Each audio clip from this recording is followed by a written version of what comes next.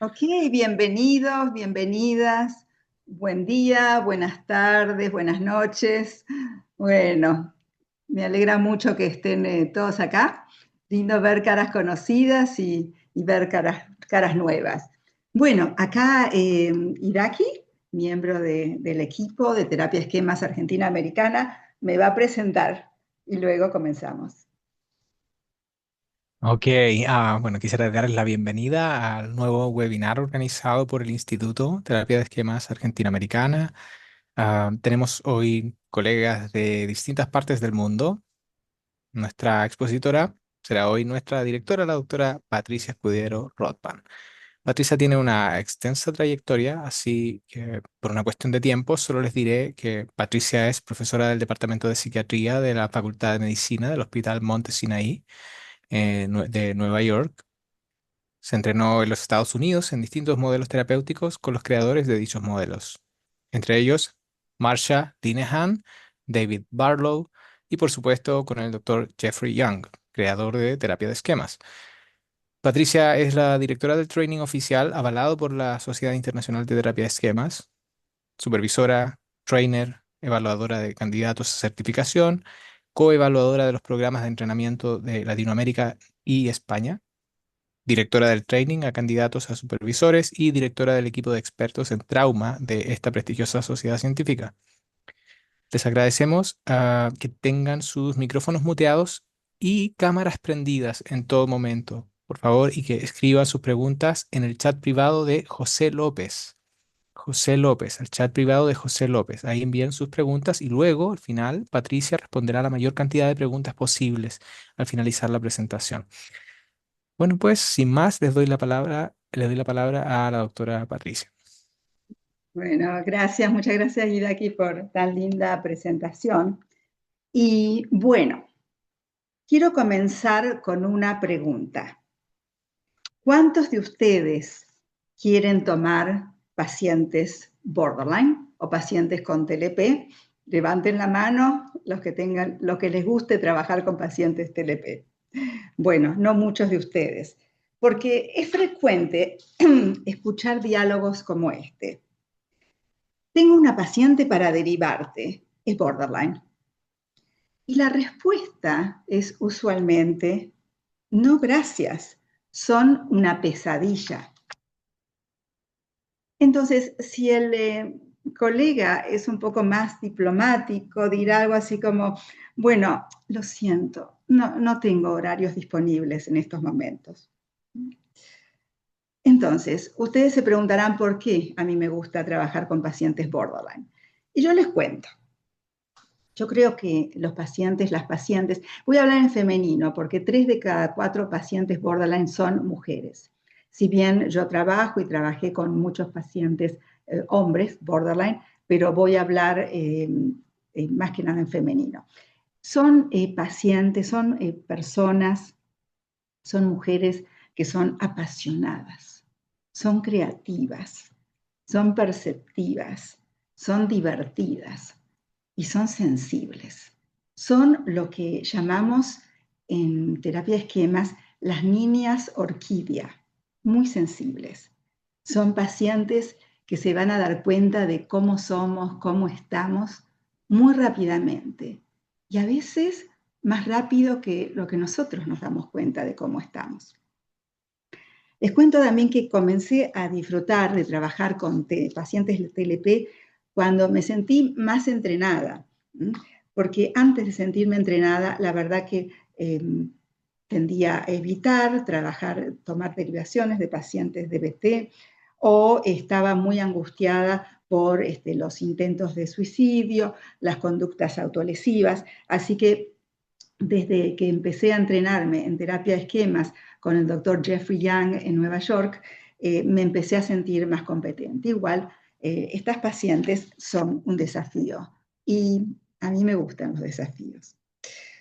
Bueno, entonces, la propuesta de hoy es una propuesta ambiciosa, porque lo que les propongo es compartir un PowerPoint primero, no se me duerman, espero, porque lo voy a hacer lo más entretenido posible, y luego mostrarles un video clínico de imaginería prescriptiva, que como ustedes saben, muchos de ustedes saben, es uno de los abordajes experienciales que hacemos en terapia de esquemas. Y también les voy a mostrar los problemas o compartir los problemas frecuentes que tienen los terapeutas cuando hacen imaginería descriptiva. Imaginería descriptiva, por supuesto, es parte de nuestro programa oficial de terapia de esquemas. Entonces, luego les voy a compartir un video de diálogo de modos usando Chairwork. Y les voy a pedir a ustedes, esto es la parte diferente de este webinar, que la verdad no lo hemos hecho nunca en ninguna de los webinars internacionales y de los que yo misma di. Les voy a proponer ir a salitas de Zoom y ustedes van a practicar la estrategia que han visto en el video clínico. No se preocupen, no se asusten, no se borren, porque la idea es que en la pantalla de Zoom, en el chat, van a tener la secuencia de pasos. Entonces, en ese momento, tengan prendida la cámara, así le sacan una foto a la secuencia y después la pueden llevar a las salitas de Zoom, donde también van a tener el archivo, pero para los que no son muy tecnológicos, y yo me incluyo en esto, va a ser más complicado, un poquito más complicado ver el documento. Entonces, la terapia de esquemas con pacientes con TLP. La primera etapa es creación de un vínculo emocional cálido, estable, comprensivo y compasivo. Enseñar técnicas de regulación emocional anticipando crisis. Aquí es cuando utilizamos DBT, ¿no? Por ejemplo, una de mis pacientes había hecho una excelente terapia DBT, valga la redundancia, en Estados Unidos. Había estado en un grupo de habilidades y cuando estaba muy angustiada podía, por ejemplo, utilizar la técnica TIP, ¿no? De TIP me refiero a todos ustedes que son DBT, no tengo que explicarles, es TIP por temperature, temperatura, y por intensidad, ¿sí? Ella, por ejemplo, se tiraba a la pileta con agua muy fría, esto le servía para autorregularse, la I es de intensidad, iba a correr muy rápidamente durante 1 kilómetro, yo no lo haría, no lo podría hacer. Y P es de paced breathing, que es la respiración regular. En mi experiencia, sobre todo porque yo trabajo mucho con pacientes con trastorno de estrés agudo, que se superpone trastorno de estrés agudo muchas veces a TLP, no he visto que sea suficientemente poderosa, efectiva en la respiración. Pero bueno, si a algunos pacientes les funciona, hay que ver lo que les funciona a cada paciente. Plan de emergencia, también, esto es importante, ir identificando qué es lo que el paciente puede hacer cuando se siente muy angustiado y cuando siente el impulso a cortarse las venas o a intentar suicidarse. Entonces, aquí usamos también, integramos DBT, pero lo que hacemos, y esto es algo muy característico, si bien se hace en DBT, pero lo que enfatizamos es mucho en la validación emocional específica de la pequeña niña que, como les decía, se puede sentir abandonada o se puede sentir avergonzada, o otros esquemas. También es muy importante, y yo a veces me he olvidado, de pedir contactos de emergencia, porque a veces uno puede sentir que tiene un paciente hiperfuncional. Tenemos una paciente que viene, que es psicóloga, psiquiatra, médica, ejecutiva de una corporación, CEO, y nosotros no anticipamos, ¿sí?, que el paciente en realidad es una paciente borderline, que no lo podemos saber, podemos sospechar, pero no estamos absolutamente seguros, es una hipótesis. Entonces, es importante tener en cuenta que los contactos de emergencia, cuando uno se da cuenta que tenemos especialmente una personalidad borderline, son muy, muy importantes. Ahora, me parece fundamental tener en cuenta que tenemos que establecer una relación terapéutica sana y sólida con la paciente. Entonces podemos acordar, decirle, mira, si alguna vez yo veo que no me respondes, si yo sé que intentaste suicidarte, esperemos que esto no vuelva a ocurrir, pero podría ocurrir. Anticipemos, seamos realistas, ojalá que no. Pero si no me respondes en 4 o 6 horas a un mensajito de WhatsApp, yo voy a tener que recurrir a tu contacto, al contacto de emergencia, pero te prometo que yo no voy a compartir información confidencial que me has dado durante las sesiones. Sí, voy a querer saber cómo estás, dónde estás, y voy a pedirles que te digan que me contactes. Planes de emergencia, luego lo vamos a ver, pueden ser grupos de autoayuda, pueden ser, por supuesto, el grupo de habilidades, un psiquiatra, puede ser recordarle dónde está la sala de emergencia más cercana, puede ser ir al grupo de ACOA, Adult Children of Alcoholics, hijos adultos de alcohólicos, que son parte del grupo de Alcohólicos Anónimos, son excelentes, porque muchas de estas pacientes, como estábamos viendo, tuvieron padres inestables, impredecibles. Entonces, si bien los padres no necesariamente son alcohólicos, pero pueden haber sido inestables y haber tenido, por ejemplo, exabruptos de ira. Entonces, sirven estos grupos y sirve el cafecito que sucede después de ir a estos grupos. De los 12 pasos, 12 tradiciones. Explorar experiencias terapéuticas anteriores es muy importante porque no sabemos qué es lo que le sirvió, lo que no le sirvió, y expectativas de la terapia actual. A veces algunas pacientes tienen expectativas irrealistas y piensan que las vamos a curar en 6 sesiones, en 2 meses. Y bueno, obviamente, pacientes borderline no podemos curar, ¿no? O reducir significativamente, clínicamente significativamente, sintomatología severa en 6 meses. Son pacientes que precisan aproximadamente 3 años en terapia individual y combinación con grupal aproximadamente 2 años. Pero podemos ya en el primer año ver cómo hay una menor severidad de la sintomatología. Cuestionarios de autorreporte, no quiero detallar todo esto porque no nos daría el tiempo. Tenemos varios cuestionarios de autorreporte en terapia esquemas, hacemos conceptualización, linkeamos los modos a problemas clínicos. Por ejemplo, depresiones, episodios depresivos severos están ligados, por ejemplo, a una sumisión, a un esquema de abandono, el novio se fue, el hombre casado dijo que se iba a separar y no se separó, como suele ocurrir. El novio es adicto, la pareja es adicta, y entonces empiezan a aparecer la depresión, o están privados de estabilidad, de seguridad y de cariño en forma estable. Ayudar a la paciente a identificar sus necesidades en cada momento. Acá tenemos un mode flipping, un cambio rápido de modos. Entonces van a tener una paciente que, por ejemplo, está en niña abandonada, abrumada, angustiada, y luego vemos una paciente a los 10 minutos que empieza a descalificarnos y activado su modo grandioso soberbio. O de repente no siente nada, y está como distraída. Acuérdense que episodios de disociativos no son estos episodios así graves de desrealización, sino que puede ser, se nos fue, se distrajo, está pensando en otra cosa, ¿sí? Entonces esto, por supuesto, es algo a abordar.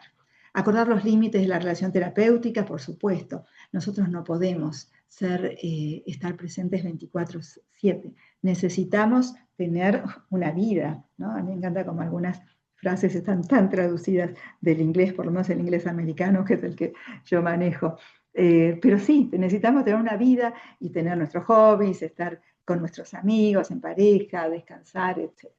Entonces, tenemos que poder identificar, mira, yo te voy a poder responder WhatsApp, por ejemplo, al final del día, pero por momentos, si estoy enferma, estoy de vacaciones, bueno, Jeffrey Young siempre hablaba de que cuando él se iba a dar conferencias, por ejemplo, a Japón, bueno, él decía, bueno, no te voy a poder responder hasta el día siguiente en Japón, que son 13 horas más tarde aproximadamente que en Estados Unidos. Así que hay que identificar lo que uno puede. ¿Por qué? Porque si uno empieza a sentir, a tener una activación del esquema de autosacrificio, uno va a sentir resentimiento con este paciente. Y además, no es una expectativa realista y que vamos a tener que ayudar a nuestras pacientes borderline a buscar otros recursos.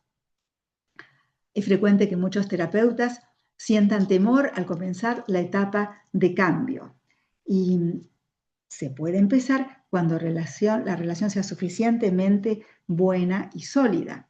¿Qué quiero decir con esto? Que sea estable. Es decir, si tenemos una paciente que viene una vez, después falta 3 veces, no nos responde, después vuelve a aparecer y después vuelve a desaparecer, no tenemos una relación estable. Y eso tiene que ser el foco de la terapia.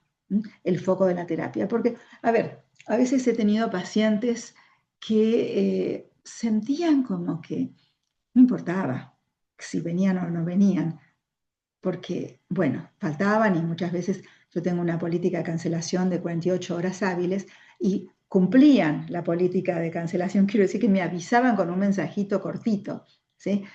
No puedo ir, estoy cansada, enferma, y no se podía, no se puede comenzar una etapa de cambio sin tener esta base sólida. Pero lo que pasaba ahí es que había un esquema de defecto. ¿Qué quiero decir? No se sentían suficientemente importantes y valiosas para mí. Es decir, que ellos sentían, bueno, si Patricia cobra la hora, eso es suficiente para ella. No necesita mi presencia, con eso le va a bastar. Y obviamente para mí no era suficiente. Lo importante era tener a la paciente en la consulta para poder ayudarla, ayudar a la pequeña niña. Incluye estrategias cognitivas y experienciales.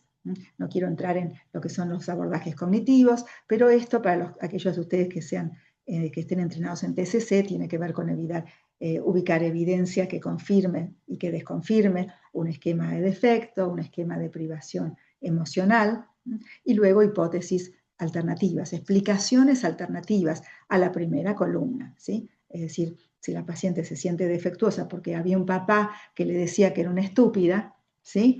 Entonces podemos, en explicaciones alternativas, es validar que se sienta estúpida por todo lo que le pasó en su infancia con papá y mamá crítica, pero poder poner responsabilidad en este papá, que era el papá crítico. Es una reatribución del esquema, del sentimiento de ser estúpida. La relación terapéutica se basa en confrontación empática y reparentalización limitada. Obviamente no puedo entrar en esto, pero básicamente es validación emocional. El mundo de BT también hace mucha validación emocional, lo cual es fantástico, y confrontación. Comprendo que te sientas abandonada por mí, pero quiero recordarte que yo estoy.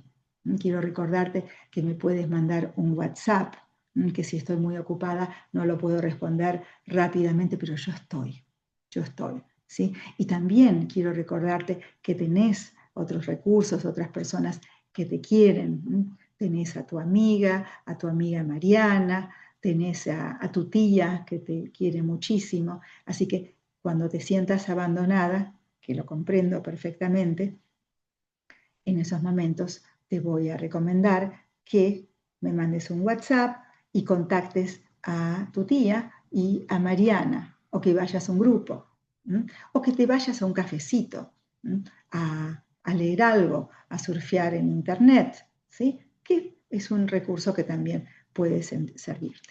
Entonces, y esto por supuesto es algo trabajado en las sesiones, uno no inventa, digamos, el recurso, sino que es algo trabajado en las sesiones, porque lo que puede servir a una paciente puede no tener ningún tipo de efectividad en otra paciente. Y reparentalización limitada, que se refiere a identificar cuál es la necesidad emocional de esa pequeña niña dentro de la paciente adulta en ese momento y tratar de darle dentro del contexto y los límites de la relación terapéutica aquello que necesita. La tercera etapa conductual, es la más larga en la terapia, pero es indispensable para evitar perpetuar los esquemas y los modos. Tengo que ir más rápido por una cuestión de tiempo. Y acá, esto es muy importante, vamos a asociar los intentos de suicidio y conductas autolesivas con los distintos modos. Y esto es algo patognomónico, es algo típico, importante, que aporta la terapia de esquemas. Identificar el modo y su función. Entonces,